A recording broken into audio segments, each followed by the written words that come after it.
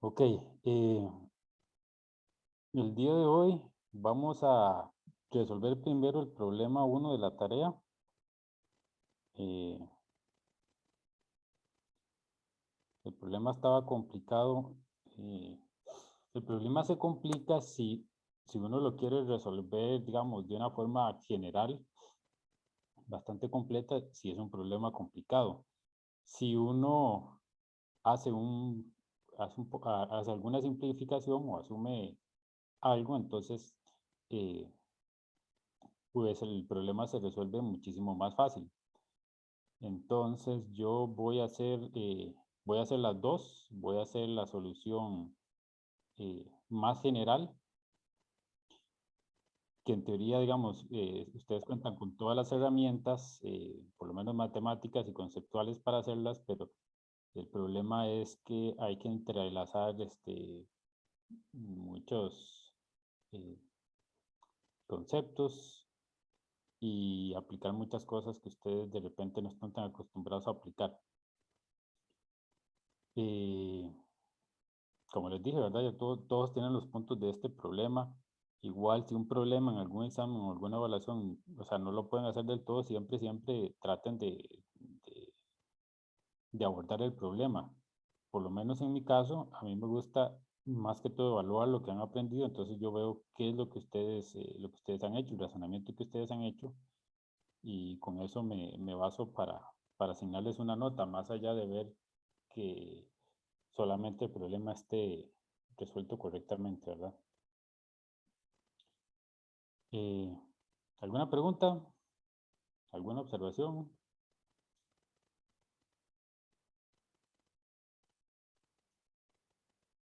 Bueno, para no atrasarnos muchos, entonces vamos a empezar.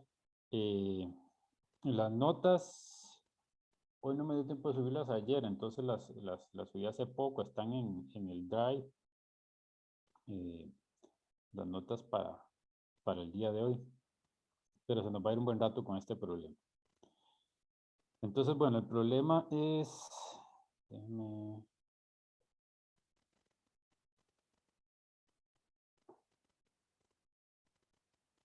el puntero se ve bien, no se ve muy lento.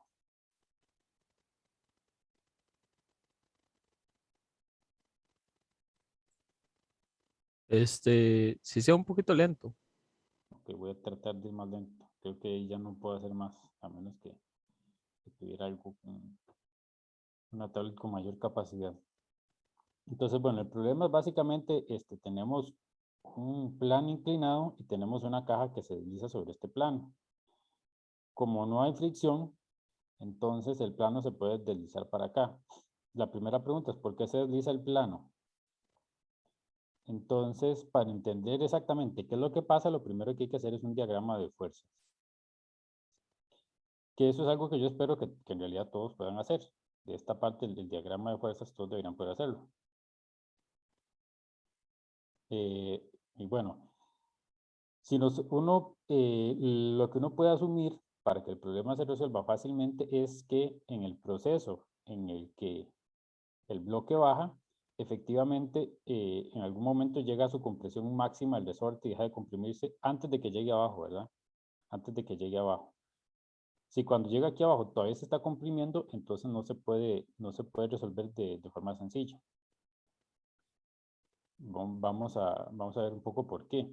Entonces, hay que hacer los diagramas de cuerpo libre. Entonces, por ejemplo, para el plano, estoy usando colores rojos para las fuerzas del plano. Entonces, yo voy a tener básicamente tres fuerzas. Voy a tener una normal, que por tercera ley de Newton, este, se ejerce, se ejerce sobre el plano inclinado por la masa, por el bloque de masa M. Esa es esta de color celeste.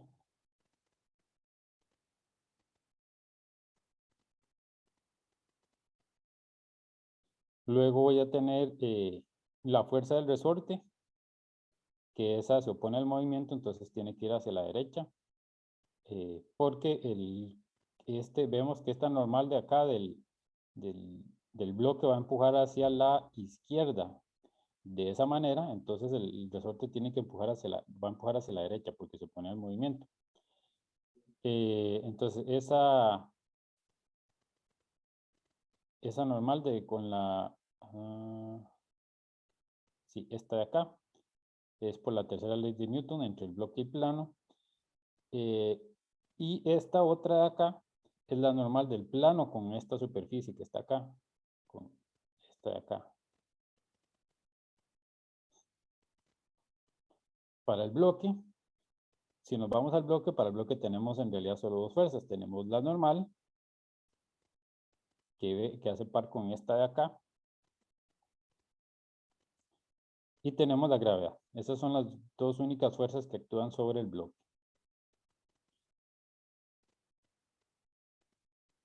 Podemos descomponer algunas fuerzas, entonces vemos que la normal va a tener una componente, bueno, en el caso las dos normales son iguales, entonces la componente en X va a ser N seno de zeta.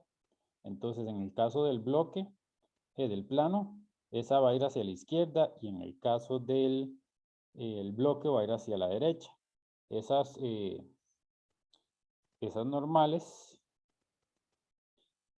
como son terceras leyes de Newton, tienen magnitudes y direcciones opuestas. Entonces ven que si aquí está, bueno, esta es la magnitud solamente, ¿verdad? Pero esta iría con un menos y la de acá iría con un más, la que actúa sobre el bloque. Hasta ahí estamos claros.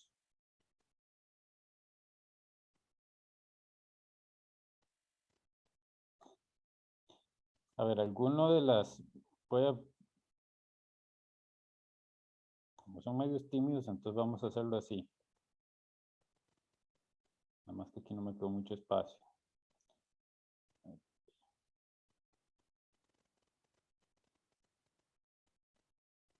Ya que dice ahora.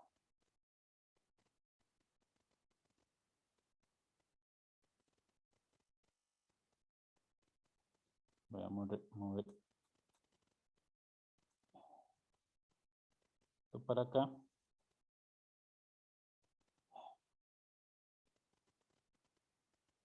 Y ahora si ustedes me van a decir si sí o si no, encontraron todas esas fuerzas en los diagramas de cuerpo libre. Si las encontraron o si hay alguna que no entendieron, le ponen no. O si hay algo que no les calzó, también ponen no.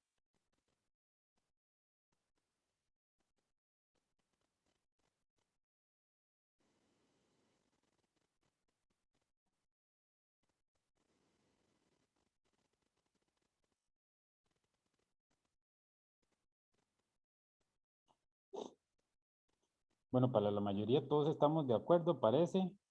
Sí hay algunos que no. Entonces, ok, lo mínimo que sí deberíamos poder hacer es esta de acá, ¿verdad? Este es el mínimo. Ahora, la diferencia con el plano, y por eso yo les decía que cuando aplicamos, que queremos y saber cuáles son los pares de fuerza, acción, reacción, entonces los separamos. Vemos que si quitamos el bloque, va a aparecer una fuerza, desaparece la fuerza normal. Eso implica que la interacción entre estos dos tiene que generar una fuerza. Eso ya lo vimos. Entonces solo el repaso para los que tuvieron problemas con eso. Entonces esta normal no debería ser problema. La fuerza del resorte tampoco debería ser problema. ¿Cómo sacamos la dirección? Tenemos que ver todo el resto de fuerzas que aplican sobre el plano para ver en qué sentido se mueve el plano. Entonces, si esta va para acá, eso me dice que la fuerza del resorte va hacia la derecha. Esta otra normal generalmente no se utiliza. No se utiliza porque no hay desplazamientos, pero siempre existe. Aunque el plano no se mueva, esa normal siempre existe. Y hay que considerarla en algunos casos. Yo creo que al final aquí no la vamos a ocupar, pero es importante tener claro que esa normal está. Ahora, una de las pequeñas, digamos, de las dificultades después de aquí es que, digamos, cuando este bloque de acá empieza a deslizarse, entonces ya nuestra normal no va a ser como un plano que no se mueve. Si el plano se mueve, entonces la normal va a cambiar con el tiempo. ¿Por qué? Porque imaginémonos que sostenemos esta masa acá. Si nosotros la sostenemos, le ponemos un clavo ahí, vean que el plano se empieza a mover hacia la izquierda. Entonces eventualmente pierde contacto con el bloque. Entonces ese movimiento hacia la izquierda hace que vaya perdiendo contacto y la fuerza cambia.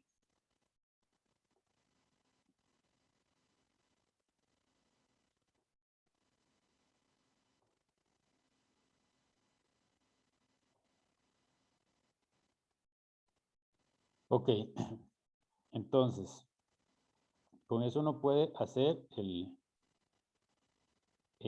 puede escribir ahora yo lo volví a copiar aquí para tenerlo por aquí. Puede empezar uno a buscar cómo escribe la segunda ley de Newton. Entonces, vean que en este caso hay movimiento relativo. Digamos, yo puedo ver el movimiento total como que el bloque se mueve hacia la izquierda. Perdón, el plano se mueve hacia la izquierda, esto para acá, y el bloque se mueve sobre el plano. Entonces, aquí eh, generalmente es conveniente utilizar dos sistemas de coordenadas para ver el movimiento relativo. No es necesario si yo quiero resolver el problema de forma sencilla, simplemente necesitaría considerar el movimiento del plano. Pero para el problema de forma general, entonces lo que uno hace es que yo pongo un sistema de coordenadas aquí donde está el plano originalmente, y él se va a mover hacia la izquierda. Entonces ven que yo estaba originalmente aquí, y él se movió para acá. Esa distancia va a ser X, bueno, va a ser menos X, porque yo voy a poner el más para acá, en este sistema.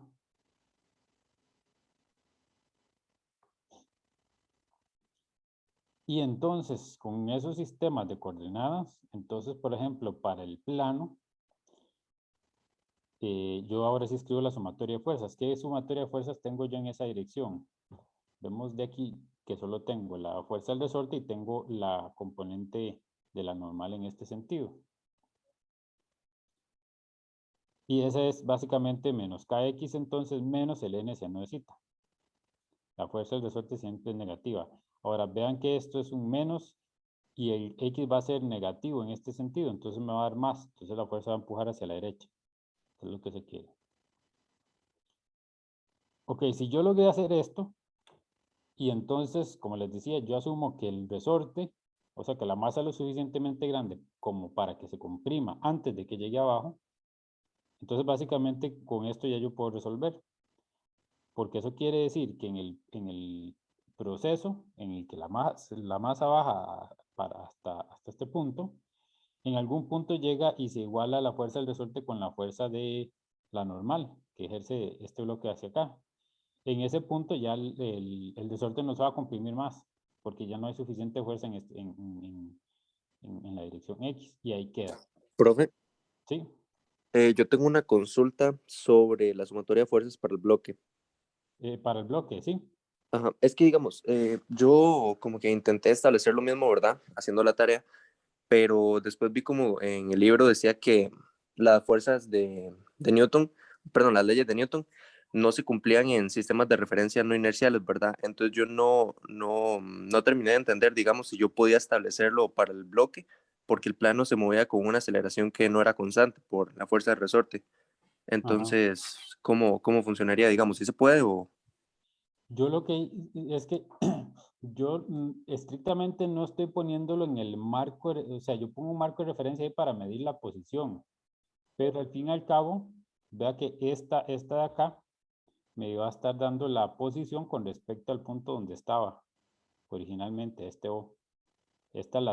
Digamos, esta es la posición de la masa, no la estoy dando en el marco de referencia ¿cómo es? Del plano, sino la estoy dando en el marco de referencia este O. Lo que pasa es que aquí tengo que utilizo las dos variables, porque esas dos variables me describen exactamente la posición por el movimiento relativo. Sí, entonces lo que no se podría hacer sería hacer como la sumatoria de fuerzas del bloque respecto al plano, digamos, eso es lo que no se podría, ¿verdad? O sea, No, como, si uno hace eso, sería, eso que dice usted, es como que yo agarre, vean mis fuerzas. ¿Cuáles son las fuerzas? Aquí tengo gravedad y Newton. Que yo agarre esas y las ponga, pero solo con el AX', que es el marco prima. Eso es lo que se refieren. Ve que si yo lo hago así, es como que yo tache esto de acá. Si yo tacho esto de acá, bueno, en la M, entonces estoy diciendo que las fuerzas en X son iguales a la aceleración en X, en este marco. Pero eso no es cierto, ¿verdad? Por el otro movimiento, porque el marco está acelerado, está la otra aceleración. Entonces, por eso es que yo tengo que incluir esa otra de ahí. está bien, está bien. Sí.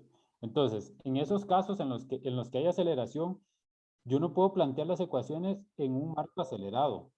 Yo sí puedo utilizar las posiciones de los marcos acelerados para escribirlo digamos, en otro marco. Eso no es problema, ¿verdad? Lo que pasa es que, como le digo, ve que usted cuando ya escribe Newton, entonces ya no es solo esta X, porque el marco está acelerado, tengo esta otra adicional que me sale por ahí. Entonces ese es el asunto, esa es la corrección. Ok, la idea del problema era esta. La idea era que ver esto de acá y decir que obviamente en ese proceso la masa, el resorte se comprime al máximo y no llega, y llega hasta abajo ya comprimido el resorte, ¿verdad? El bloque llega abajo y ya el resorte se comprimió. Esa era la idea. Si eso es así, entonces esto de acá tiene que ser igual a 0. ¿Estamos de acuerdo?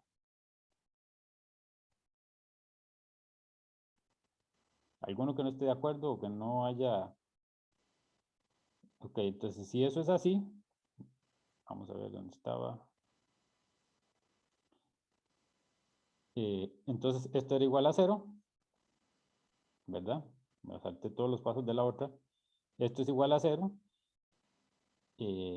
porque cuando alcanzamos la compresión máxima, la aceleración es igual a 0. Y de ahí podemos encontrar el X máximo, que es menos n seno de zeta entre k. Y en el instante de compresión máxima, la normal, hemos visto que la normal es esta fuerza que va acá. Entonces, si este es zeta, este de acá es zeta, y entonces este de acá es zeta. Entonces, la componente de la normal en Y es esta, es mg coseno de zeta. Y lo otro que queda es la gravedad.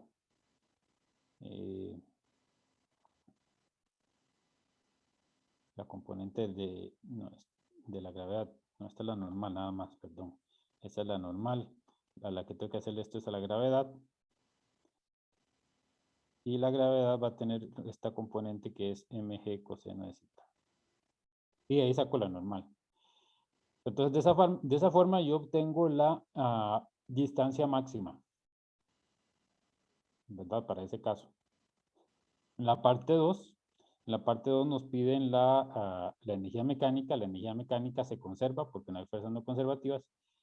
Entonces ahí yo no tengo que molestarme haciendo mucho, simplemente la energía mecánica, como se conserva, va a ser la misma en todo el trayecto, no importa que el resorte se comprima, no importa que los bloques se muevan o no se muevan, pero la energía se tiene que conservar, entonces es básicamente mgh, por conservación de la energía.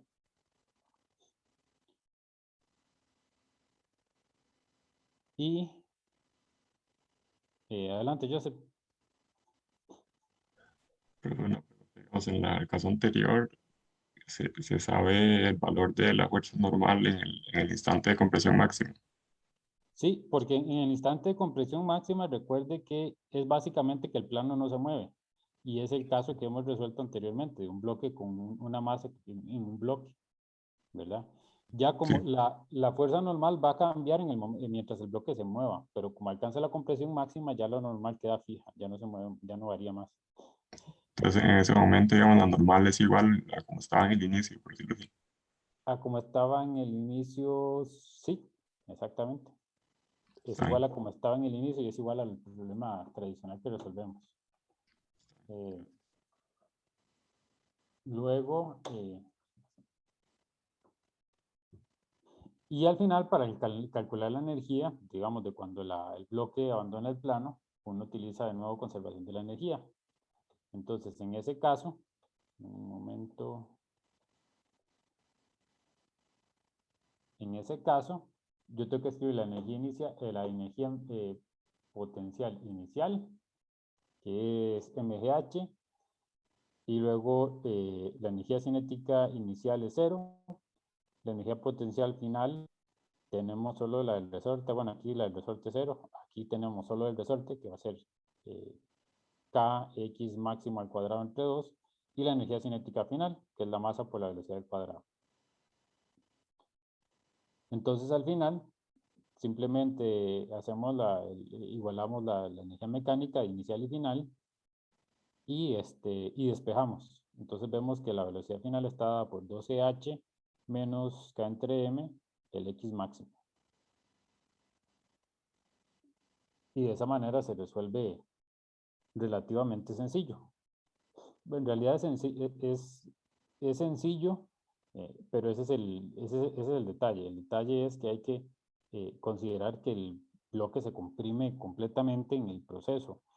Porque no sé si alguno de ustedes, me imagino que la mayoría pensó que ese no necesariamente era el caso, ¿verdad?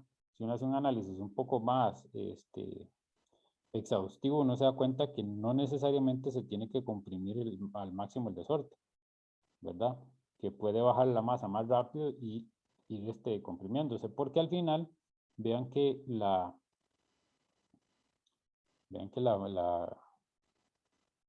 el resorte no se comprime instantáneamente en el momento en que se aplica la fuerza, sino que el resorte se va comprimiendo de poco a poco a lo largo del tiempo. Y esa compresión va a depender de la magnitud de la fuerza, ¿verdad? Y con qué rapidez se comprima. Entonces, por esa razón, si uno lo hace de manera general, no puede, o sea, no puede considerar el caso de que se comprima completamente antes de que llegue abajo. Entonces, ¿cómo vieron el problema, la solución del problema que era realmente lo que se quería en del problema? ¿Se había complicado o no?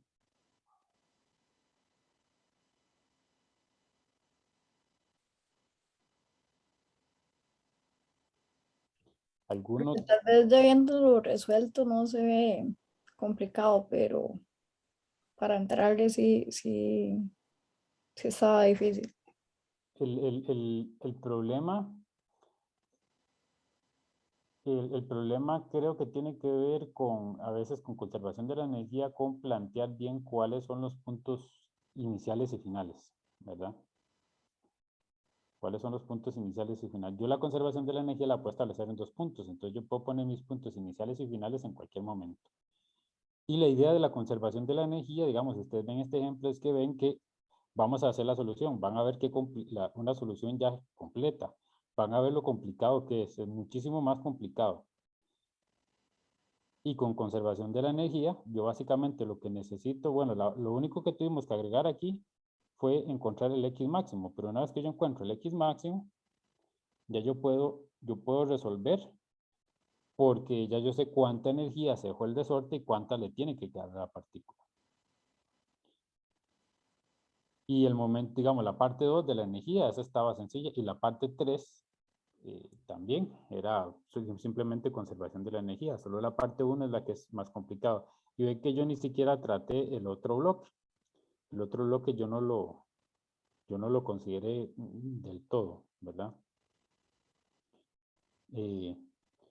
Ahora sí, vamos a asumir, esto es, como les digo, esto es el problema resuelto de forma más general. Vamos a ver lo complicado que resulta. Y en el proceso espero que aprendan un par de trucos, por lo menos. Si no siguen algo, me dicen. Bueno, entonces, si estamos claros hasta aquí, con la sumatoria de fuerzas para el plano, voy a explicarle la del bloque y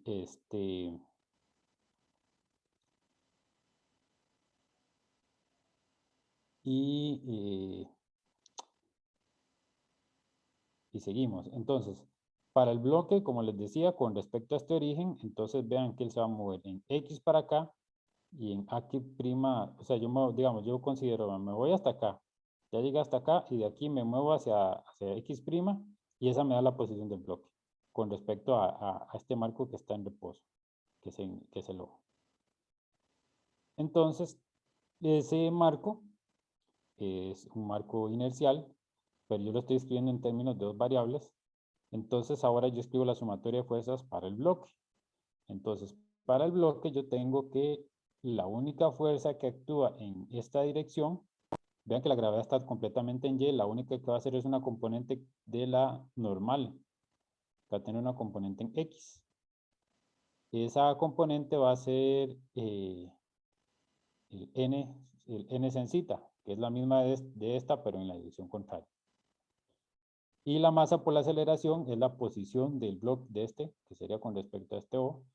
Entonces yo lo escribí sumando las X y las X'. Entonces va a ser la masa por la aceleración X más la aceleración X' con respecto al bloque. ¿Está claro esta sumatoria de fuerzas del bloque?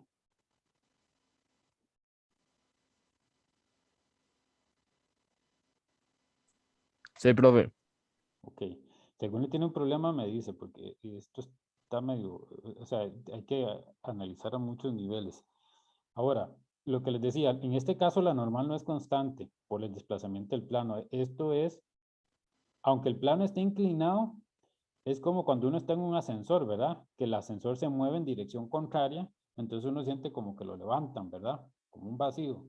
Eso es porque entonces la normal está disminuyendo. Aquí le pasa lo mismo al bloque, aunque el movimiento no sea directamente hacia abajo, ese movimiento hacia el lado definitivamente afecta la normal. Ese es el caso general. Entonces, ven que yo ya tengo dos ecuaciones, 1 y 2, para cada uno de los planos, y en ambas me aparece la normal. Esta normal es variable, entonces uno podría haberse tentado, que en realidad no simplifica nada, a escribir la forma de la normal aquí, que es el n que es, ¿cómo es este? mg,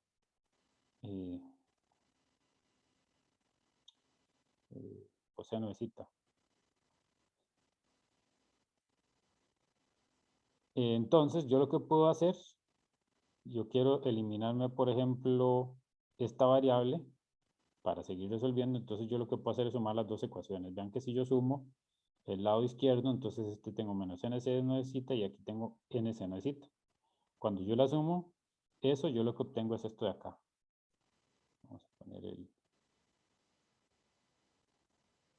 ponerles un color. Entonces, yo sumo esta de acá con esta de acá y obtengo esto de acá.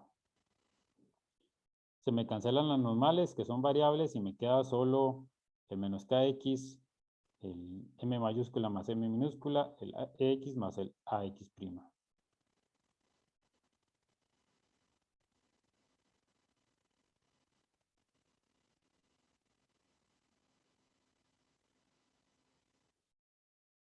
Y ahí ocupamos el ax o el ax'.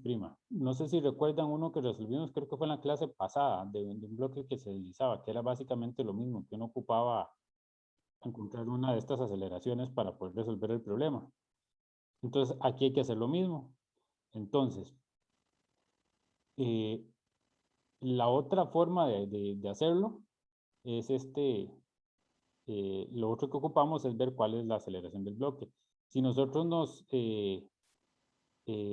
paramos en este marco, ¿verdad? En el marco de la masa, donde se está moviendo con respecto al plano, vemos que al final todas las fuerzas, aunque el marco esté en movimiento, todas las fuerzas van solamente, tengo la normal y tengo una que me da cuánto baja, ¿verdad?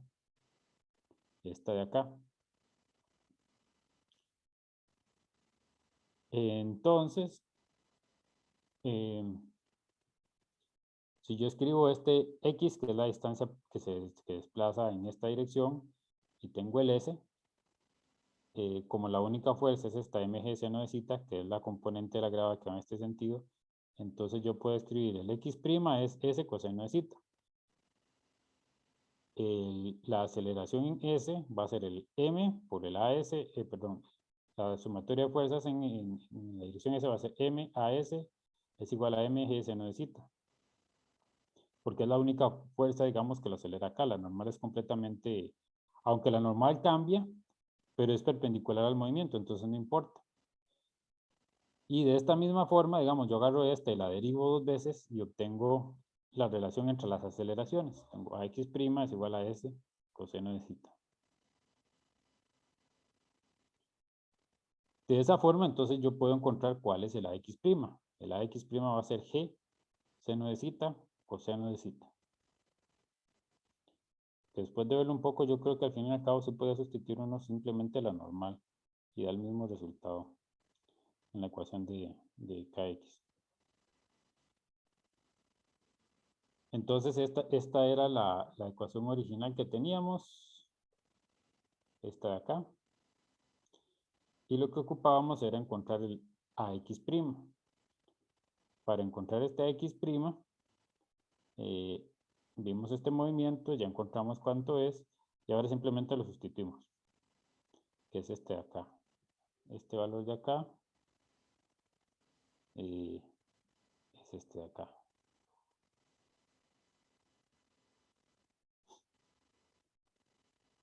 Después de ahí, entonces ya lo que hacemos es despejar. Despejamos las X de un lado y la aceleración de otro. ¿Hasta aquí me siguen? ¿O ya perdí alguno?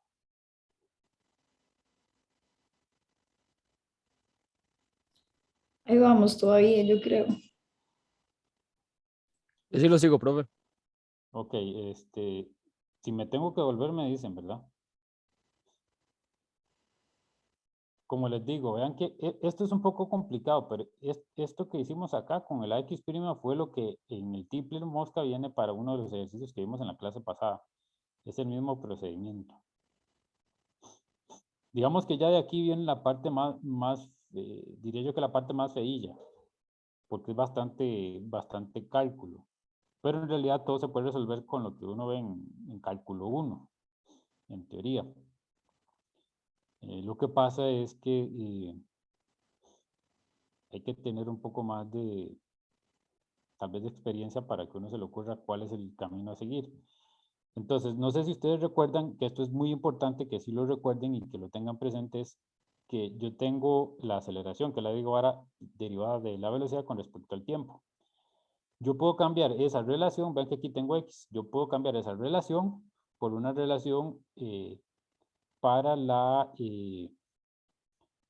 solamente la velocidad y la posición. Entonces lo que hago yo multiplico por el dx de x, no es estricto matemáticamente, pero para funciones que se portan bien es válido. Y yo puedo escribir entonces este dv de t como un v dv de x. Que eso lo hicimos, esto también lo hicimos en un problema anteriormente. Es bastante común. Entonces, dependiendo de lo que yo tenga que hacer, simplemente multiplico y ahí acomodo lo que necesito. Profe, Sí, una pregunta. ¿Puedes subir un toquecito? sí. Nada más. Un poquitico más. Porfa.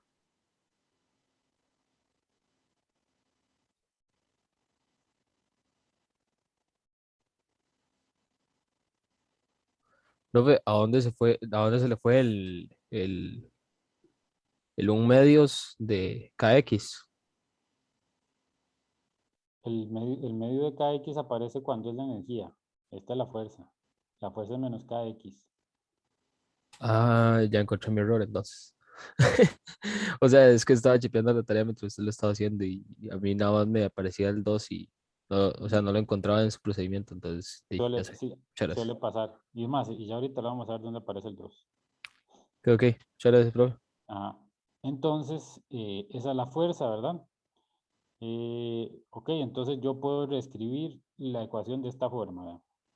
Entonces ya de este lado me va a quedar un dv de v, este de x de acá uno lo pasa para este lado, entonces me va a quedar una ecuación de esta forma, ¿verdad? Yo voy a sustituir esto de acá por un omega al cuadrado. Cuando puedan hagan todas estas sustituciones. Si ustedes hacen una sustitución para que el problema quede resuelto más fácil, llegan a la solución y al final no pueden sustituir de nuevo la variable, en realidad eso está bien, ¿verdad? Lo importante es que resuelvan, al final se sustituye y se encuentra la solución. Pero ustedes lo hacen de la forma que les quede más limpio y más sencillo. Entonces, esta la voy a poner como omega al cuadrado y luego ven que yo saqué este K lo saqué, este de acá, y saqué esto de acá. Aquí están. Vamos a ponerlos en otro color diferente. Entonces ven que este K de acá, no, esto no es lo que quería hacer.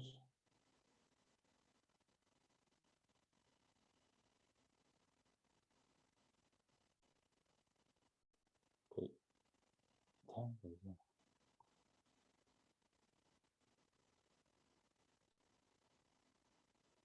Con razón. Este que tengo que ver. Este de acá es igual a todo este de acá, lo saqué. Ese salió y ese es este omega cuadrado de acá. Y luego me queda, vamos a usar verde, todo esto de acá es esto de acá. Ven que cuando yo saco, cuando saqué el K me va a quedar este de acá, un K aquí abajo. Y todo esto es igual al alfa.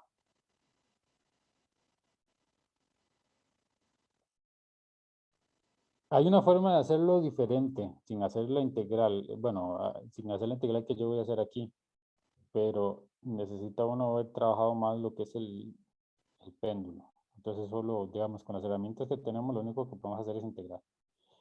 Entonces ya la ecuación yo la puedo escribir de esta forma. Me va a quedar menos omega al cuadrado, x doble prima alfa de x doble prima, v doble prima de v doble prima. Le puse un doble prima para distinguir cómo es el x de la posición con el x de mi variable de integración.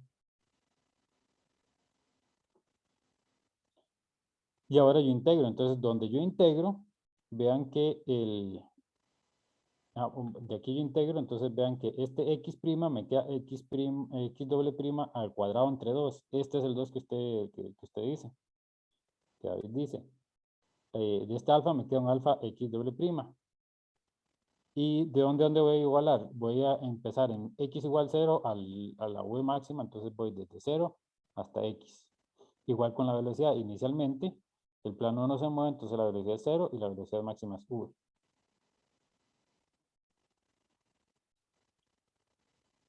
Entonces de ahí yo integré, bueno, ya yo integré, entonces yo tengo una relación para el v, saco la raíz. ¿Qué me pasó con este menos? Este menos tenía que haber quedado por aquí adentro, si no me equivoco.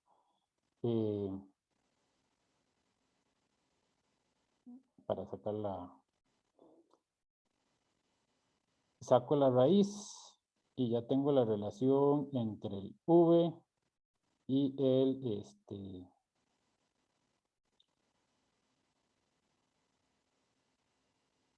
entre el v, el omega y el x.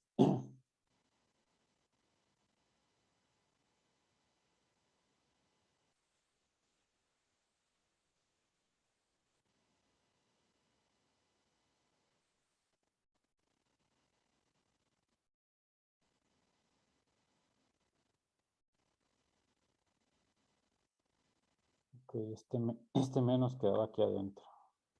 No lo puedo dejar acá porque a la hora de sacar la raíz me salió un número imaginario.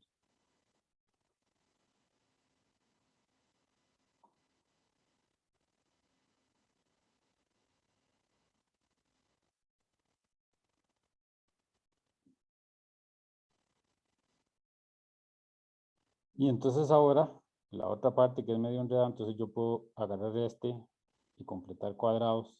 Todo esto yo lo voy a hacer para poder encontrar una ecuación que yo puedo integrar.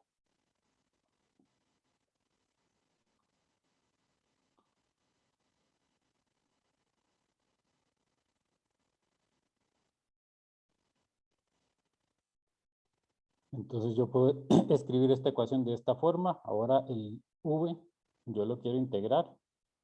Entonces me va a quedar dx de t es igual a omega. Me va a quedar la raíz de menos este término, menos alfa al cuadrado, x más alfa al cuadrado.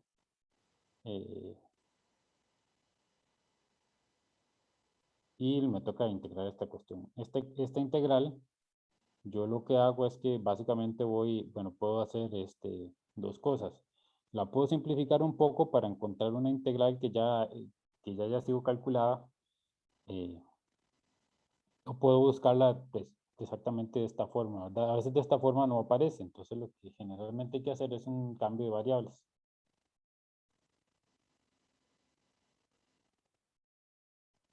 Entonces, en este caso yo lo que hice fue, por ejemplo,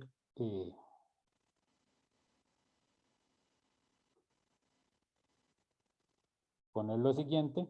Hice esta variable u, que va de x doble prima más alfa. Entonces, si yo hago la derivada de u, me queda de x doble, de u es igual a x doble prima. En x doble prima igual a 0, el u es igual a alfa. El x doble prima es igual a x. En x es igual a, el u es igual a alfa más x. Y ya la integral queda de esta forma. Esta integral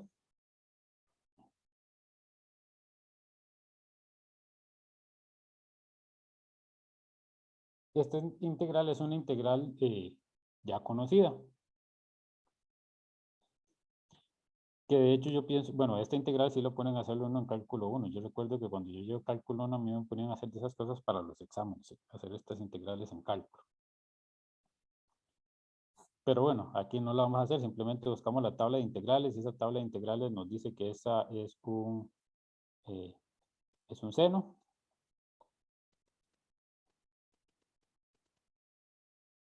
Este es un seno de esta forma.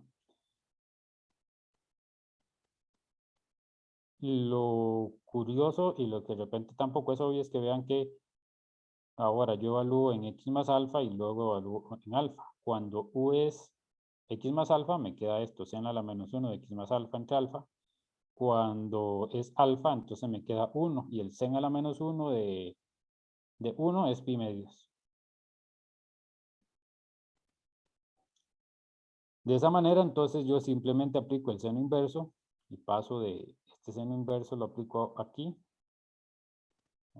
Bueno, todo esto, una vez que paso esto para acá, y voy a obtener la relación del x con este seno con el seno del omega t.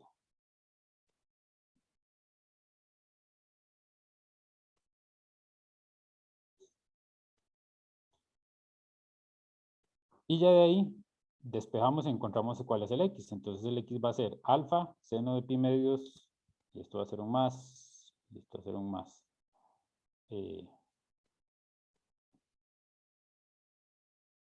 Seno de pi medios más omega t, que eso en realidad se puede escribir como un coseno.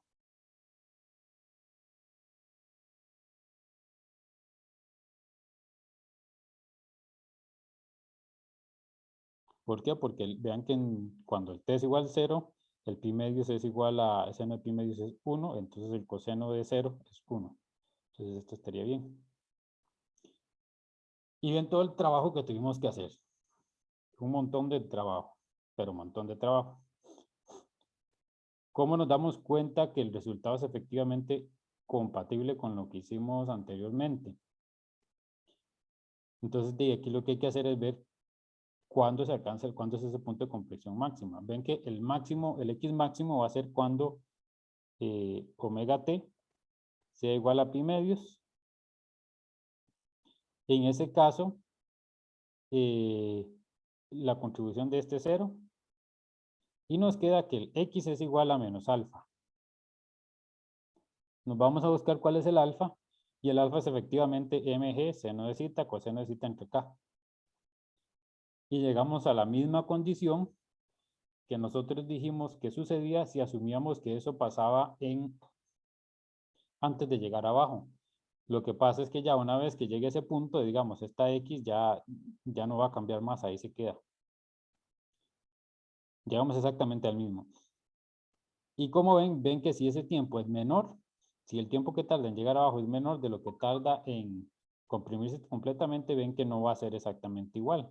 Este X máximo va a ser menor en ese caso. Pero lo importante es que ven que recuperamos el resultado del cálculo que se quería.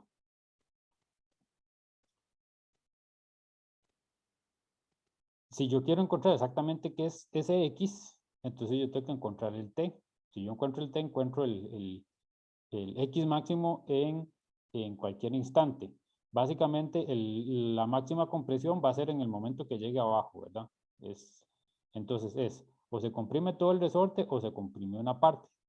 O sea, no totalmente el máximo que podía comprimirse se comprimió. Entonces, para eso yo lo que necesito hacer es devolverme yo me vuelvo al plano inclinado.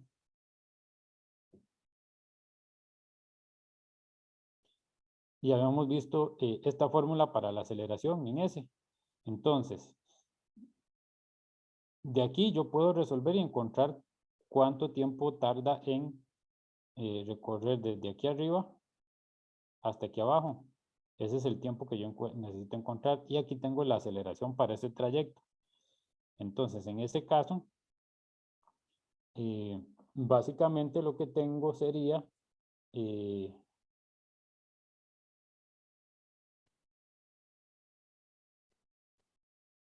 el S es el AS t al cuadrado entre 2, porque es una aceleración constante. Entonces el S es G seno de zeta t al cuadrado entre 2. ¿Verdad? Esto es porque la aceleración es constante.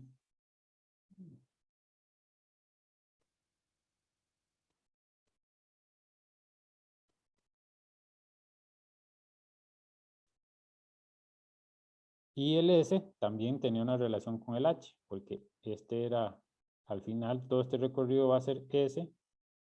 Esto de acá es H y esto es zeta, entonces yo puedo encontrar este S en términos del H. Entonces yo sustituyo este S acá. Este S yo lo sustituyo acá. Y ven que entonces me va a quedar un 2, que me queda aquí. Este H que quedó de este lado, dividido entre seno al cuadrado de zeta y entre G. Y le saco la raíz y eso me da el tiempo. Y ese es el tiempo que tarda en llegar abajo. Entonces básicamente ese es el tiempo que yo necesito poner aquí para encontrar cuál es la máxima compresión que se da. ¿Verdad? Si eso multiplicado por omega me da pi medios, entonces yo llego de nuevo al punto de compresión máxima.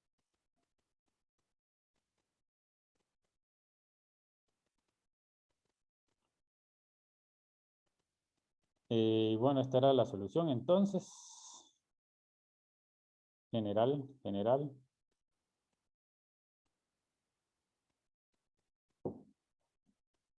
Ah, no, ese menos estaba bien, ese es el otro menos el que tengo que corregir.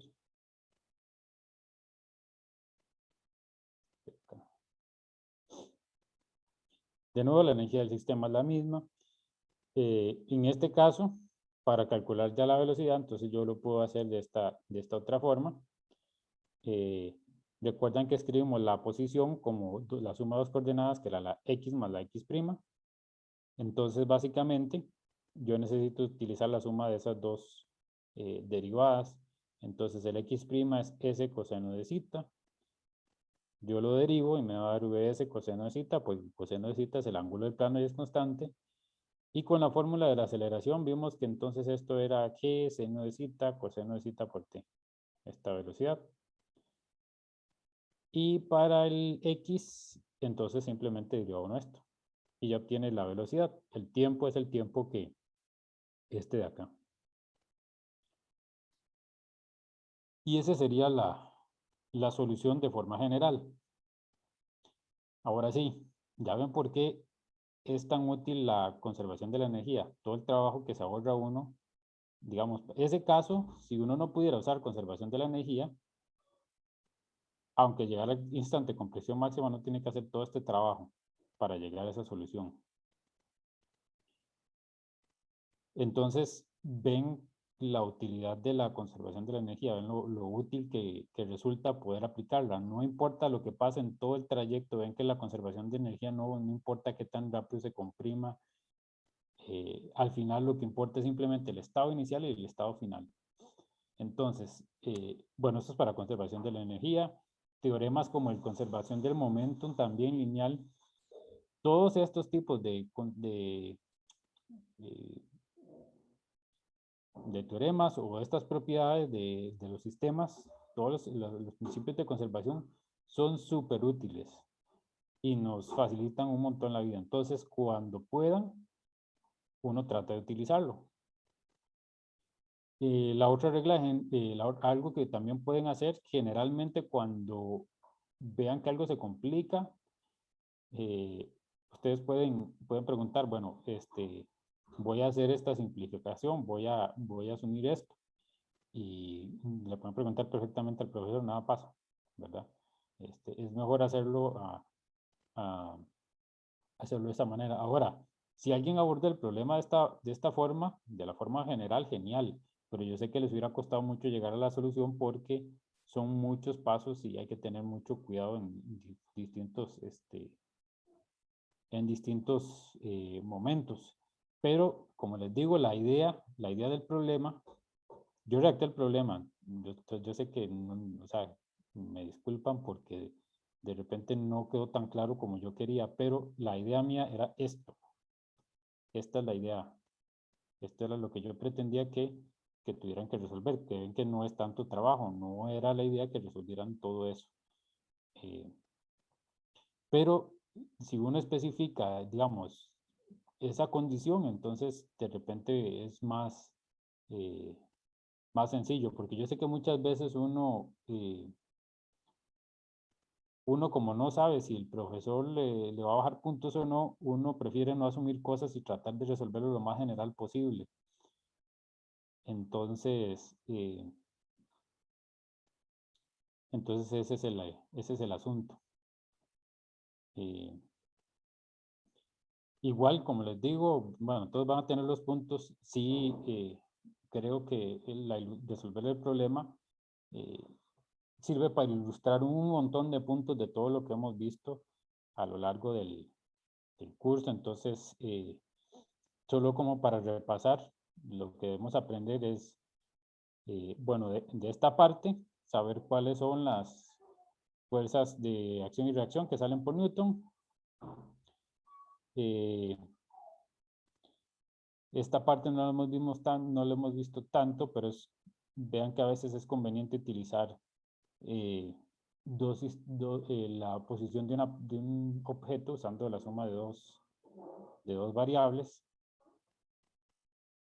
El otro punto que resulta útil es este de acá.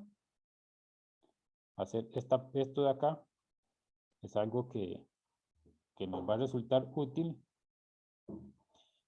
Cosas que no van a ser tan útiles es toda esta integral. Tal vez no es necesario que lo hagan de todo, eso les va a salir en cálculo y en esas cosas, en cálculo 1, estos sustituciones, todo esto se supone que es de cálculo 1. De esto lo que les sirve es de agarrar ideas para cuando ustedes estén resolviendo problemas, ¿verdad?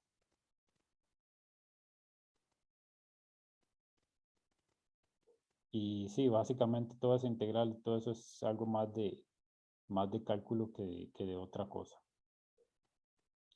Oye, la verdad también me agarró desprevenido la integral. Sí, o sea, si, digamos, si uno especifica en el problema, porque yo pienso que digamos, que sea la compresión máxima antes de que llegue abajo, entonces uno lo que tiene que hacer es casi que inmediatamente esto, porque usted hace los diagramas de fuerza y, bueno, ven que la solución es muy corta. La solución es muy corta si yo asumo eso. El problema es que si yo lo quiero resolver el problema de forma general, ahí es donde se me complica. Y yo me quedé pensando, y porque yo pienso cómo era yo más o menos cuando yo estaba llevando los cursos. Y yo creo que sí le pasa a uno, que uno no quiere, o sea, no quiere asumir mucho porque uno piensa que el profesor se lo va a poner malo, ¿verdad? Porque se quiere algo más general. Pero no, es común que uno tenga que hacerlo de esa manera. Ahora, si uno se pone a pensar que, bueno, yo dediqué un montón de tiempo a este problema y no lo pude resolver, y es tiempo perdido. En realidad no. todo ese tiempo que ustedes dedican a pensar y analizar el problema es parte del proceso que uno tiene que llevar para aprender. Y en general, les cuento que muchas veces, por ejemplo, a la hora de hacer investigación, yo le preguntaba, hablaba con un compañero, yo hago algo diferente, pero él hace algo de teoría, y yo le decía, es que en lo que yo hago, muchas veces yo hago un montón de trabajo y a la hora de presentarlo la gente no ve nada de eso, porque mucho de lo que yo hago es parte de análisis de datos y computacional y no se ve. Y este compañero él trabaja más en teoría, entonces él lo que me decía era, pero es que a nosotros nos pasa lo mismo, a veces nosotros intentamos resolver un problema, invertimos un montón de tiempo y no llegamos a la solución. Y usted llega y presenta el artículo o presenta su trabajo y se ve relativamente sencillo, pero detrás de eso hay un montón de trabajo. Hay un montón de trabajo y hay un montón de cosas que uno intentó que no sirvieron. Pero la idea es ir desarrollando esa intuición. Ok, yo espero que, como les digo, nada de esto así va a salir como en el examen, ni nada de eso, ni creo que hay muchos puntos que ustedes pueden agarrar como para agarrar ideas. Si les queda bastante de este problema, pues muchos detallitos particulares, no toda la solución, digamos, ¿cómo es con lujo de detalles, como la integral y todo eso? La integral en realidad no es tan relevante, eso se puede hacer, pero los puntos de la física, y yo los puntos de la física es lo que me refiero a, o lo que uno hace más en física es diagramas de fuerzas, utilizar los distintos sistemas de coordenadas y después hacer esos cambios de variables a conveniencia. Ok, tenemos un receso hagamos un receso de 10 minutos. Vamos a ver quiénes están por aquí para preguntarles. Diego, ¿usted está por ahí? Diego Hueso. Sí, profesor. ¿Cómo vio usted el problema? ¿Usted lo pensó de esta manera o lo pensó de otra forma diferente? Cuando usted En realidad lo pensé de esa primera solución porque dije, bueno, realmente sí se puede como, es que es muy difícil como hacerlo de la forma más general, ¿verdad? Entonces yo puse, asumiendo que, en realidad ni siquiera dije que, ¿cómo se dice? Que tenía que comprimirse al máximo antes de llegar, sino que dije como que la distancia, la hipotenusa tenía que cumplir cierta distancia para llegar a la comprensión máxima, ¿verdad? Así, digamos, el bloque puede cumplir todo el recorrido. Pero realmente me sorprende porque la verdad yo no lo hice con sumatoria de fuerzas y bueno, obviamente muy diferente, creo que lo tengo malo, sino que yo lo vi como con trabajo. Entonces dije como que el trabajo hecho por esa fuerza normal, la fuerza normal horizontal del bloque con el plano, ¿verdad? Ajá. Tenía que ser igual a la energía elástica. Sí, el problema ahí es porque usted acaba de ver lo que les decía yo, que la fuerza normal depende del movimiento, no es constante. Ajá, precisamente. Ese es el punto. Pero Sí, digamos, pero digamos, ese abordaje también está bien. Digamos, para mí, para el nivel está bien hacerlo de esta forma también, pero el punto importante es ven que, digamos, que uno utiliza todos estos principios que le reducen mucho el problema. Por ejemplo, en el caso del péndulo del examen, eh, si usted usa conservación de la energía es sumamente sencillo. Si uno empieza a hacer cuestiones digamos, con Newton, y eso es mucho más complicado. Bueno, gracias Diego por compartirnos su punto de vista. Adelante, Joseph. Sí, digamos, lo que no entendí muy bien es cómo se sabe, digamos, que la normal no es constante. Eso tiene que ser experiencia. Digamos, uno tiene que pensarlo en términos físicos, ver qué está pasando. Casi como hacer un experimento mental. Sí, ¿Cómo es sé que yo que, digamos, es lo que le digo yo en el ascensor? Usted ve que en el ascensor, ¿cómo explica usted que usted tiene esa sensación de vacío cuando él empieza a bajar?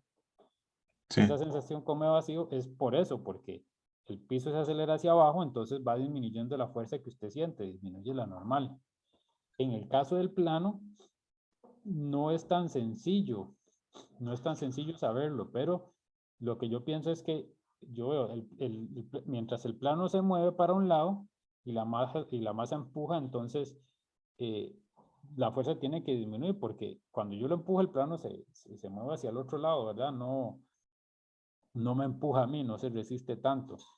Cuando yo sí, estoy parado en el piso fijo, toda la fuerza que yo aplico, el plano me la devuelve. Entonces la normal es constante. En cambio, acá el plano empuja, la masa empuja el plano. El problema es que cuando el plano empuja, se mueve hacia la izquierda, el resorte lo empieza a empujar. Entonces ese es la fuerza de respuesta, por decirlo así, del plano sobre la masa es diferente. sí. Sí, es que, digamos, en el ejemplo del ascensor, digamos, en ese caso el ascensor digamos, no se mueve por el peso de uno o algo así, digamos, se mueve por algo externo. Exacto. Pero en Pero este caso, el plano creo que sí se mueve por el mismo peso del bloque, ¿no? sí, sí. Pero igual, entonces, digamos, cada vez lo va empujando con menos fuerza, por decirlo así. Ajá.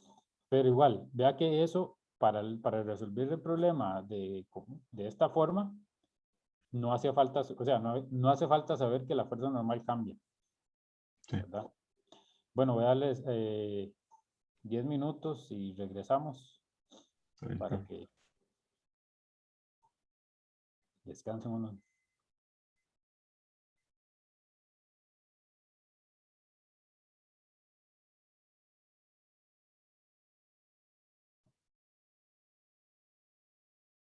¿Listos para seguir? Listos. Bueno, ok, vamos a ver algo de materia. Respecto al examen, el viernes les voy a, bueno, comentar un par de cosas más sobre la revisión de los problemas. Como les decía, hay 2 que yo revisé, que ya están revisados, entonces me pueden hacer consultas al respecto. Pero el viernes les comento más cómo estaba lo de la revisión de esos problemas. Habíamos quedado en momento lineal y la conservación del momento en el centro de masas. Y ahora lo que queremos ver es la energía cinética del sistema, de un sistema. Entonces, de nuevo, la idea es utilizar lo que aprendimos del centro de masas para encontrar la energía cinética de un sistema de partículas en términos del centro de masas. Entonces, ¿por dónde empezamos? Empezamos por ver la fórmula general de la energía cinética de un sistema de partículas, que es básicamente como las energías son escalares, entonces yo puedo sumar todas las energías, ¿verdad? Entonces la energía cinética de 20 partículas es la suma de, de la energía cinética de esas 20 partículas. Entonces yo lo puedo escribir de esta forma, la sumatoria sobre I de la masa I por la velocidad I al cuadrado. Noten que este VI al cuadrado y la velocidad es un vector. Entonces, como es un vector, básicamente este VI al cuadrado es la magnitud de ese vector y yo lo puedo escribir como el producto punto. O esa es la forma correcta de escribirlo. No, cuando veamos velocidad al cuadrado, pensemos primero en esto y no en simplemente VI por VI. Porque, como veremos, si hiciéramos eso de esa manera, perderíamos algunas de las componentes en algunos casos. Entonces ahora la idea es cambiar de la velocidad VI por una que contenga la velocidad del centro de masas. Ahí en el libro simplemente viene solo la fórmula, pero yo les hice un dibujito para ver cómo es este asunto. Entonces supongamos que tenemos un marco de referencia en un sistema, un marco de referencia inercial, que es este X y Y'. En este marco de referencia inercial, bueno, yo tengo un sistema de 3 partículas, yo puedo ubicar el centro de masas, yo lo calculo y lo ubico ahí, en la línea roja. También yo puedo ubicar la partícula I, que es está dada por este array. Y yo puedo calcular la distancia desde el centro de masa hasta mi partícula, que es este array prima. Esto es una suma de vectores, entonces esto significa básicamente que si yo tengo el R del centro de masas, este es acá, tiene que ser igual a este RI menos este RI prima. Esta es la fórmula que nos da el libro y vamos a ver cómo llegamos ahí. Entonces, como yo tengo las posiciones, yo puedo sacar la derivada, digamos, de toda esta ecuación. Entonces tengo que ir derivando término por término. Entonces, por ejemplo, esta derivada acá, de esta variable, de acá, va a ser VI, y me va a dar la velocidad en este sistema de referencia, en el marco de referencia inicial de la partícula I. Ahora yo me voy y veo esta array. Esta array es la distancia desde el centro de masas. Entonces yo tomo la derivada y me va a dar esta UI, que va a ser la velocidad con respecto al centro de masas desde este punto de acá hasta mi partícula. Y luego tengo la velocidad del centro de masa, que es básicamente la derivada de este término de acá. Entonces, digamos, de aquí vemos que yo puedo, esta array prima que está negativa, la paso positiva para acá. Y ya cuando derivo, entonces tengo que la velocidad de la partícula I es la velocidad del centro de masa más la velocidad con respecto al centro de masas.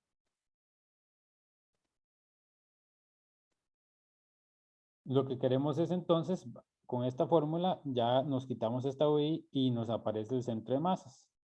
Entonces, nos vamos de nuevo a la energía cinética y tenemos esta VI, que entonces las queremos sustituir. Las sustituimos y es todo este término de acá multiplicado por esto y tenemos un producto punto. Entonces, para hacer este producto punto, yo tengo que distribuir el producto punto. Entonces, yo tengo que hacer UI punto VCM, ahí me sale 1 y luego tengo este VCM con este UI punto, entonces me van a salir 2. El UI con el UI me va a salir un UI al cuadrado y el VCM me va a salir un VCM al cuadrado. Aquí les puse ojo con los productos puntos porque en el examen vi que a veces hacían los productos puntos y al final me escribían todavía la dirección.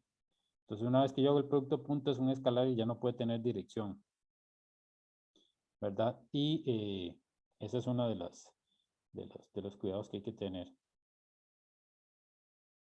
Y entonces yo lo puedo reescribir esto de esta manera. Entonces tengo el primer término me va a dar la masa I por la suma sobre I de la masa I por la velocidad del centro de masas al cuadrado. Luego tengo la velocidad del centro de masas. Vean que aquí esto es un producto punto. Y estoy sustituyendo estoy metiendo esto hasta acá. Entonces me va a quedar un MI por UI. Este 2 de acá se va a cancelar con este de acá. Entonces obtengo este término de acá. Vamos a usar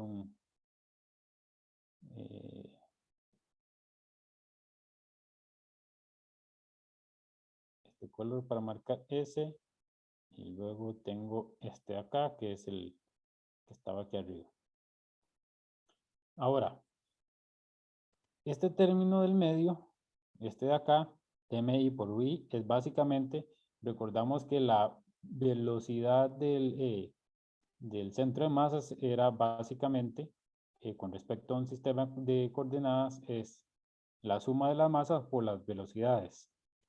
Eso es igual a la masa por la velocidad del centro de masa en ese sistema, ¿verdad? ¿Qué quiere decir eso? Entonces, esta es la velocidad del centro de masa con respecto al sistema. U está en el sistema del centro de masas. Entonces, esta velocidad U se mide con respecto al sistema del centro de masas. El argumento es un poco enredado, pero... entonces, este es el ejemplo. Este es mi marco de referencia. Entonces, yo tengo una posición del centro de masas en este sistema. Pero si yo estoy en el marco de referencia del centro de masas, yo tengo este R'. Este R' tiene que ser igual a 0, porque la posición del centro de masas en su posición es 0. Como esa posición es 0, entonces la derivada de esa posición tiene que ser 0 también. Entonces el UCM es 0. Entonces eso quiere decir, ya no, esto no era lo que quería decir, que este término de acá, todo este término de acá es 0. Y nos quedan entonces solo dos componentes para la energía cinética, que sería uno, que es la velocidad del centro de masas, más la energía cinética con respecto al movimiento de las partículas respecto al centro de masas. Profe, ¿Sí? puede volver a señalar el que se le hace 0. Es que como todavía sigue yendo un poquito lento, entonces Ok, no se vio cuando se señaló y después se cambió. ahora sí. Es que también como que,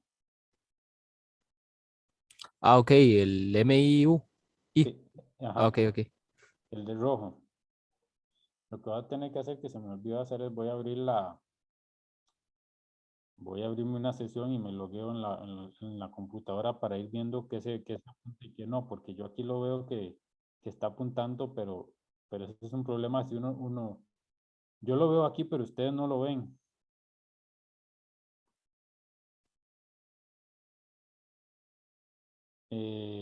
Ok, sí, entonces ese sería la energía cinética del centro de la energía cinética. Se puede escribir como la suma voy a usar colores. Entonces tengo, vamos a buscar otro color.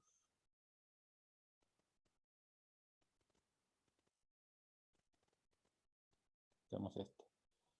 La energía cinética con respecto al centro de masas va a estar dada por la suma de estos dos términos. Entonces, este que está subrayado con color azul, este de acá, es la energía cinética respecto al centro de masas y esta de acá es la energía del centro de masas. Entonces, por ejemplo, imaginémonos que vamos en un avión. La energía cinética del centro de masas, digamos que el centro de masa de un avión es muy pesado, entonces tiene que estar en el centro del avión, ¿verdad? Entonces, esta componente sería básicamente la masa por la velocidad del avión. La masa de nosotros, de todos los pasajeros más el avión por la velocidad del avión. Ese sería este término de acá. Este término de acá, esta energía cinética sería entonces la masa por la velocidad de cada pasajero en el avión. Entonces, por ejemplo, todos los pasajeros están sentados, entonces esos contribuyen 0. Las azafatas que se están moviendo para un lado y para el otro, entonces esas sí tienen una energía cinética y sí contribuyen, ¿verdad? Entonces, no necesariamente todas las partículas tienen energía cinética con respecto al centro de masas, pero sí todos tienen, digamos, esta componente por la velocidad del centro de masas.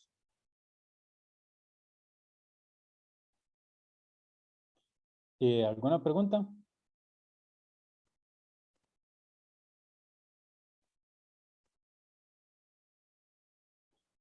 Bueno, ahora lo que sigue es colisiones, que ya algo vimos. Aquí lo primero va a ser ver las definiciones.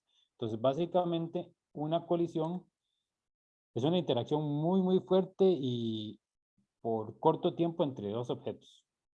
Dos o más objetos, podrían ser más también. La magnitud de esta interacción es mucho mayor que la de las otras fuerzas. Eso quiere decir, básicamente lo que nos quiere decir es que en una colisión le damos prioridad a las fuerzas, a la interacción le damos prioridad a la interacción entre los objetos sobre las otras fuerzas. Hay dos tipos generales de choques. Tenemos los choques elásticos y tenemos los choques inelásticos. Entonces aquí lo puse en verde. Es importante y debe uno saberse las definiciones. ¿Por qué? Porque en un problema a uno le van a decir que el choque es inelástico o elástico. Ahí le están dando información. Y esa información que nos da es, si el choque es elástico, nos quiere decir que la energía se conserva. Entonces, esa información la necesitamos para resolver los problemas. Si el choque es inelástico, la energía no se conserva. Entonces, esos son las dos piezas de información que nos van a dar cuando nos digan que un choque es elástico o inelástico. También hay choques perfectamente inelásticos. Entonces, eso es donde toda la energía cinética relativa al centro de masas, que es según este término que vimos, este de acá, toda esa energía relativa se consume en calor. Entonces vean que para que esto se haga cero, esto significa que las velocidades tienen que volverse cero, ¿verdad? Las velocidades de las partículas tienen que volverse cero. Y entonces, ¿qué es lo que pasa? Entonces los objetos quedan unidos. Los objetos quedan unidos y se mueven juntos, ya no se mueven respecto al centro de masas, ¿verdad? ¿Qué pasa con la energía, esa energía? Bueno, se convierte en calor o alguna otra energía interna del sistema. Esas son las definiciones.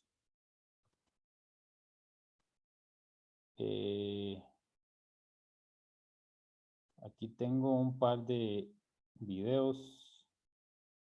Bueno, este es de colisiones. No sé si han visto estas. A ver si se puede reproducir.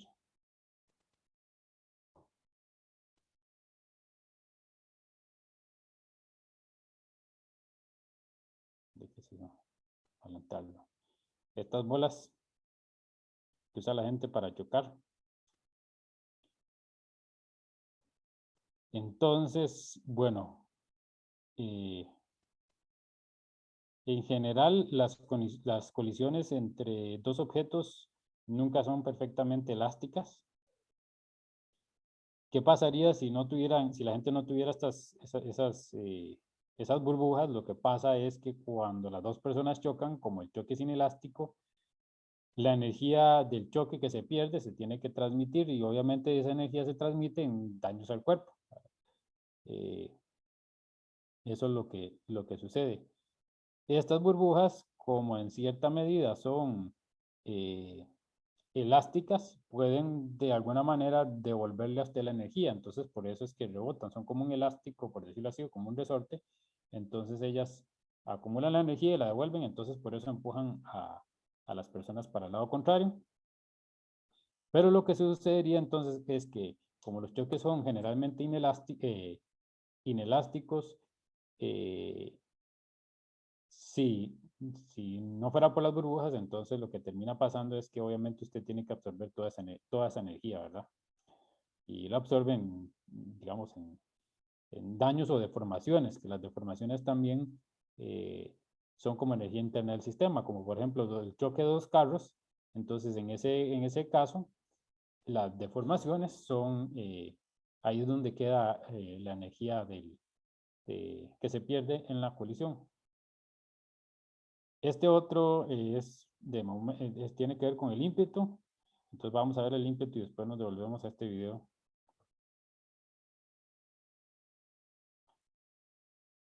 Perdón, el impulso. Esta otra definición es el impulso, que es impulso y fuerza media. El impulso básicamente se define como esta cantidad. Es la fuerza ejercida en un intervalo de tiempo. Como es una integral, vemos que tengo unidades de fuerza, que son newtons, y tengo unidades de tiempo, que son segundos, newtons segundos, y es una integral. Entonces, eso quiere decir que el valor del impulso es el área bajo la curva. Entonces, vean que si esta es mi fuerza, esa gráfica, toda la región de negro, esa área me va a dar el impulso. Vemos que si disminuimos el tiempo, ¿verdad? El impulso va a ser menor. Si aumentamos el tiempo, el impulso va a ser mayor. Si nosotros ahora consideramos, por ejemplo, la segunda ley de Newton, esto nos dice que la fuerza neta es el cambio del momentum en un intervalo de tiempo. Entonces, podemos sustituir esta fuerza por el cambio del momento. ¿Por qué hacemos eso estrictamente? Bueno, estas fuerzas, vean que hablamos de que es una fuerza muy fuerte, pero en realidad no sabemos mucho de esa fuerza. O sea, no es una fuerza de gravedad. El origen de estas fuerzas es origen electromagnético, son fuerzas eléctricas entre las partículas, pero es muy complicado. Nosotros no vamos a poder resolver y ver exactamente cuál es esa fuerza. Nos conviene entonces mejor trabajar en términos de otras variables que podemos comprender mejor, que es por ejemplo el momento. Entonces, el impulso, como es la integral de la fuerza neta en un intervalo de tiempo, entonces yo esta fuerza neta la puedo sustituir por el momento. La derivada del momento con respecto al tiempo. Cuando yo hago eso, entonces obviamente se me van estos dt. De nuevo las funciones se comportan bien y lo puedo hacer. Matemáticamente no es de repente lo más correcto, pero para nuestro caso es suficiente. Se cancelan estos dt's y nos queda una integral del momentum de t1 a t2, y eso básicamente es la diferencia del momento final al momento inicial. ¿Qué es lo que nos está queriendo decir esto? Básicamente que el impulso es una medida de el cambio de momentum. Entonces nosotros tenemos que aplicar una fuerza por determinada cantidad de tiempo para lograr hacer que ese cuerpo adquiera cierta velocidad. Si tenemos un sistema, entonces lo hacemos igual, y lo extendemos y lo hacemos hacia el sistema. Entonces, para el sistema, entonces tendríamos que hacerlo, pero con la fuerza neta externa. Entonces, el impulso neto externo sería igual a la fuerza neta externa integrada sobre el tiempo, y eso nos va a dar el cambio de momento del sistema. Y lo otro que tenemos que definir es la fuerza media. Como les decía, conocer esta fuerza es muy complicado. No vamos a poder entenderla fácilmente. Son interacciones muy complejas. Entonces, a lo sumo, lo que podemos hacer de alguna forma es calcular una fuerza media. Que eso lo definimos básicamente como, esta es una definición, 1 entre el delta t por el impulso. Que eso nos debería dar la fuerza promedio que se ejerció para cambiar la velocidad de las partículas. Vean que si nos devolvemos al gráfico, esta fuerza media es un valor, ¿verdad? Pero esta fuerza media no es la fuerza que sienten los objetos en los distintos instantes de tiempo, es diferente, ¿verdad? Es el promedio. Es el equivalente a que yo aplicara esa fuerza de forma constante e igualmente distribuida. Pero eso no es así. En general, la fuerza no es la misma en todos los intervalos de tiempo. Vamos a ver. Bueno, esto lo último era de colecciones en una dimensión. Y ahora les voy a enseñar el video. Y el video es para ver lo del impulso, que vemos que necesitamos aplicar una fuerza en un intervalo de tiempo, entonces vamos a ver un trampolín. Y hasta queda cosa, porque vean dónde están saltando esta gente. Yo no sé cómo hacen.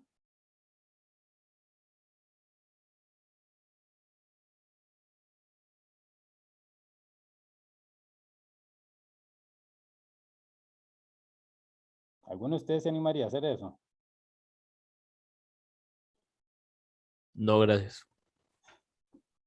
A mí de solo ver el video me da cosa. Es no, gracias, pero aprecio su oferta. Aquí vean que, ok, entonces la idea del impulso es básicamente lo mismo. Vean que lo que hace uno en el trampolín es que uno salta y cuando llega acá, entonces el material del trampolín es como un resorte. Entonces él se empieza a estirar, va ahorrando energía y después él libera esa energía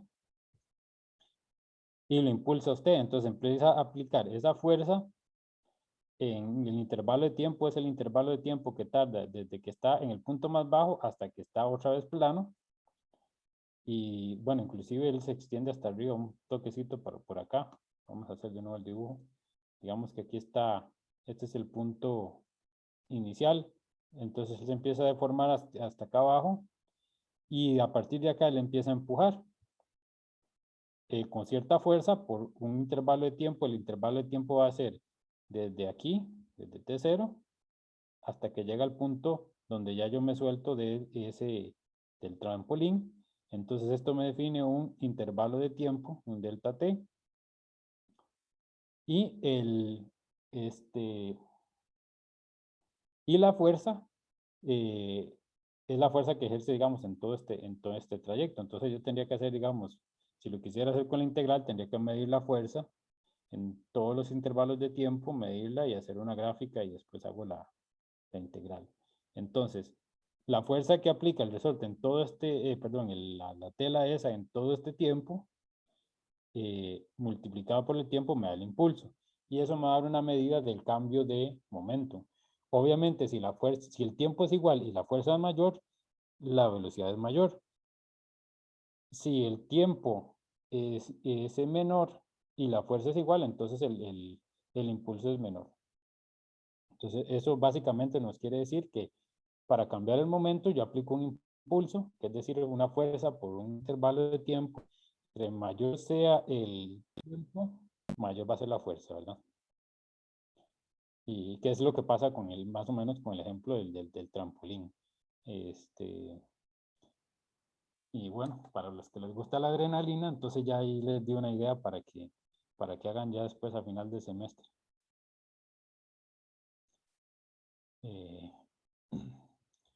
Ok, lo último que tenía era esto de acá.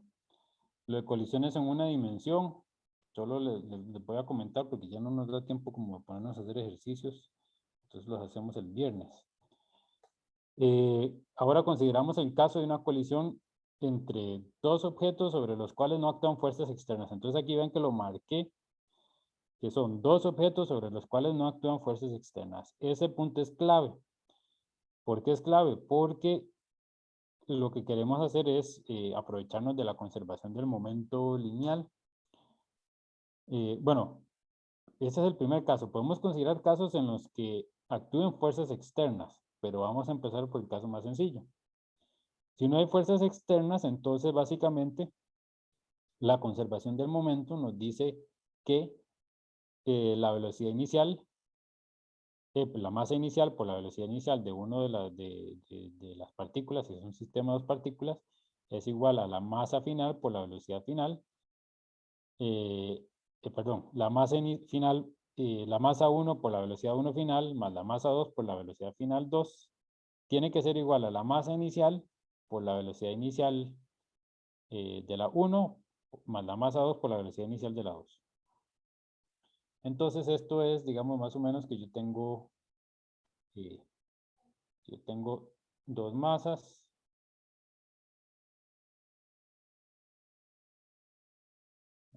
Ahora tengo que hacerlo, vamos a salirnos de aquí para hacerlo más fácil. Ahí tengo preguntas en el chat. Dice David que ya está investigando cómo ir a hacer ese salto ahí en trampolín.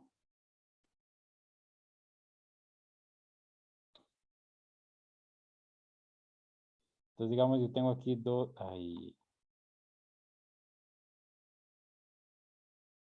masas inicialmente.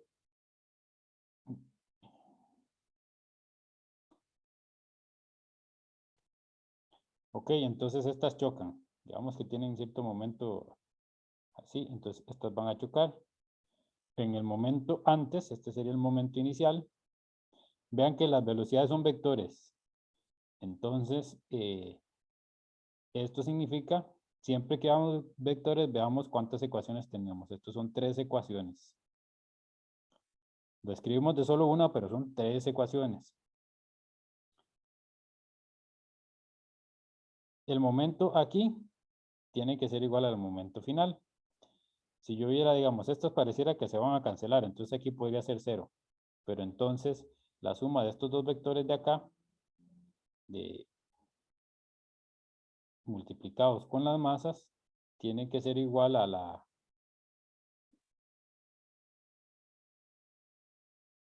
suma de estas masas por la velocidad de estas masas. El hecho de que sean 3 ecuaciones, muchas veces es conveniente. Vean que lo que les decía yo el otro día, yo puedo escoger mi sistema si yo tengo que una de las, digamos, si yo tengo que las dos partículas se mueven en la misma dirección, vea que digamos que yo tengo que esta que se mueve para acá y tengo esta otra que se mueve absolutamente para acá. Si yo pongo un marco de referencia aquí, tengo componente X y Y. Pero yo puedo escoger darle la vuelta a esto. Vamos a ver si lo puedo hacer por acá. Tal vez para que me quede mejor. Hagámoslo así. A ver si tiene esto para rotar.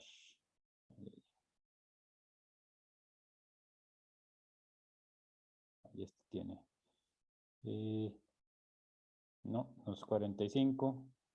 Bueno. Esto no me da para rotarlo más. Pero ven que yo puedo rotarlo. Entonces yo lo que haría es más bien montarme un sistema que quede sobre la velocidad de estas partículas y así entonces en lugar de 3 tendría solo una. Es más sencillo, ¿verdad?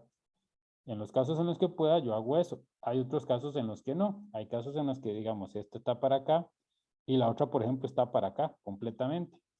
Las dos chocan. Entonces ahí básicamente tengo que tener dos ecuaciones, una para I y otra para J. Entonces eso sería, qué sé yo, masa 1, velocidad, si esta es la 1 y esta es la 2, velocidad, y esto es X y esto es Y. Tendría masa 1 por velocidad 1 sería 1i, tendría que ser igual a, vean que aquí ya del lado derecho yo no sé cuáles van a ser las velocidades, entonces tendría masa 1, velocidad 1i, final i, más la masa 2 por la velocidad final 2 en i. Ven que no puedo tener, bueno, podría tener que solo una de las dos se mueva en i, pero no puedo tener que las dos sean 0.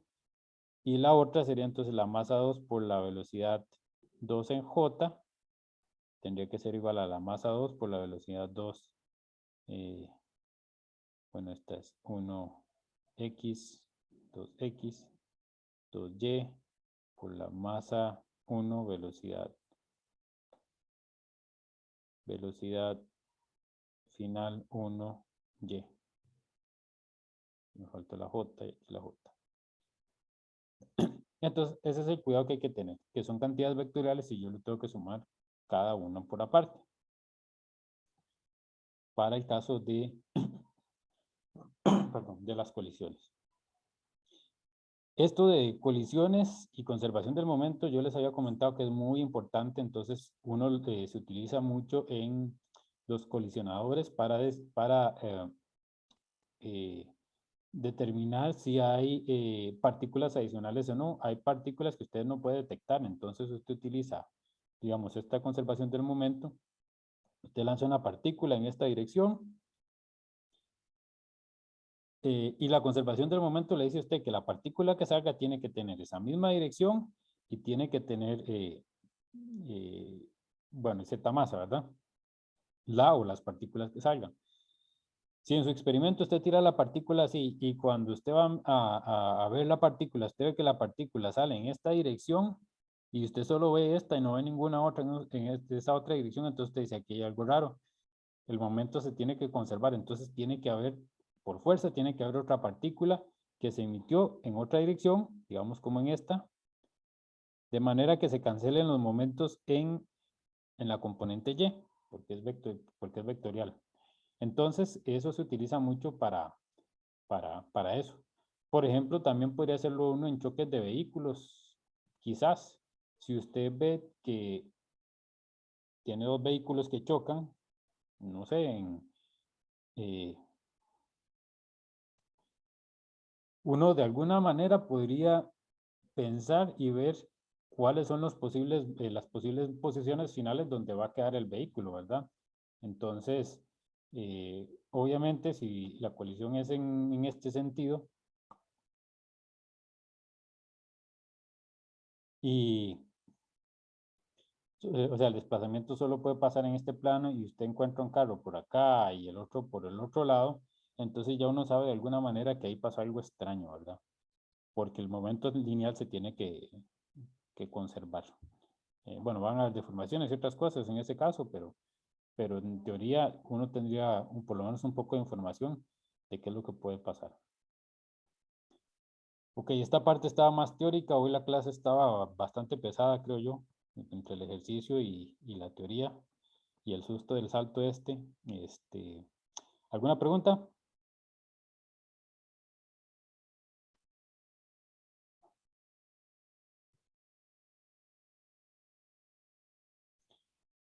Bueno, entonces si no tenemos, si no hay preguntas, quedamos así por el día de hoy. El viernes nos vamos a dedicar a resolver más ejercicios de ímpetu y de colisiones. El día de mañana hay consultas, si tienen dudas, entonces nos podemos ver mañana. Profe, ¿le puedo hacer una consulta respecto al examen? Ahorita, después es que es con el caso particular aquel del otro archivo. Eh, yo los vi bien. Yo no tengo ningún problema con el archivo. No, no, es que yo creo que usted adjuntó el viejo, o al menos a mí me sale que usted adjuntó el viejo, no el nuevo. No sé si más bien yo dejé el viejo, lo dejé ahí y no lo adjunté. Sí puse un comentario, no recuerdo. Sí, sí, sí, usted puso un comentario, pero el comentario adjunta el viejo, creo. Porque yo sí envié dos, sí, yo creo que yo sí envié dos distintos, yo creo que yo usted también envié el nuevo. Ok, voy a Bueno, revisar. Lo que ok, podemos hacer es igual, yo los vi bien, o sea, yo lo leo bien, el archivo, pero si hay algún problema, entonces, digamos, de que la solución no sea o algo así, entonces lo que hace es que me dice. ok, Pero como le digo, yo lo leí bien, o sea, yo lo leí sin ningún problema, el original y el otro. Pero voy a revisar, voy a revisar. ok, perfecto, perfecto. No, no, yo solo lo decía por si acaso, pero bueno, está bien. Ujú. ¿Algún otro?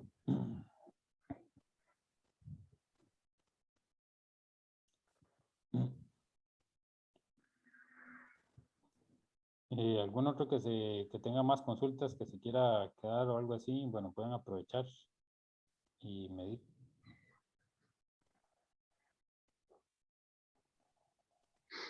Mm, profe, yo lo que quería ver era una cosa. Aquí Sí, en esta, cuando usted dice rotarlo, es como ponerlas, sí, ponerlas en una sola dirección, ¿verdad?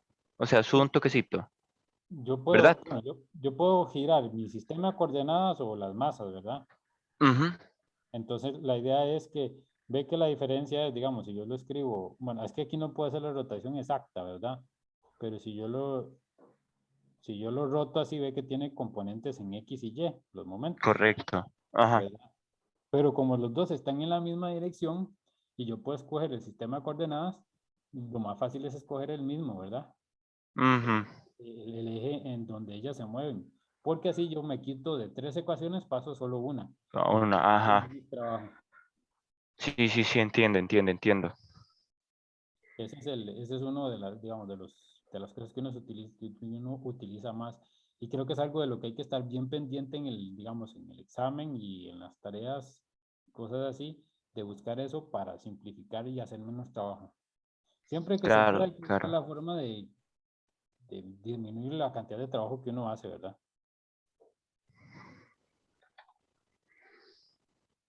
Sí, sí, ok. Gracias, profe. Más bien, sí, es que no me... pero ya vi, ya lo vi, ya me quedó más claro. Podemos hacer la próxima clase, puedo hacer más preguntas eh, para ir viendo cómo están con eso. Ok, perfecto. Ok, ¿algún otro de los que quedan por aquí que tenga consultas?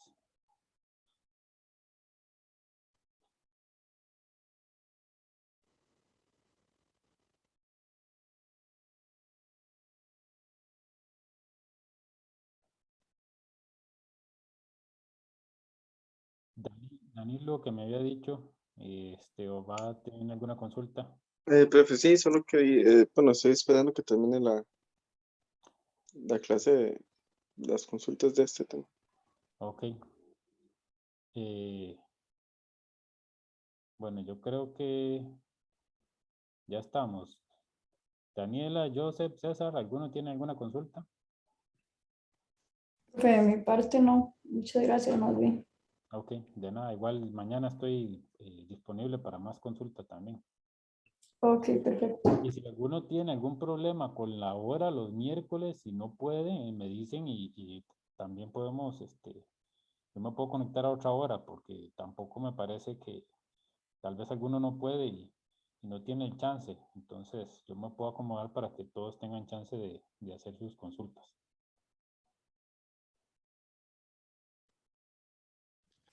Hasta luego, profe. Hasta luego.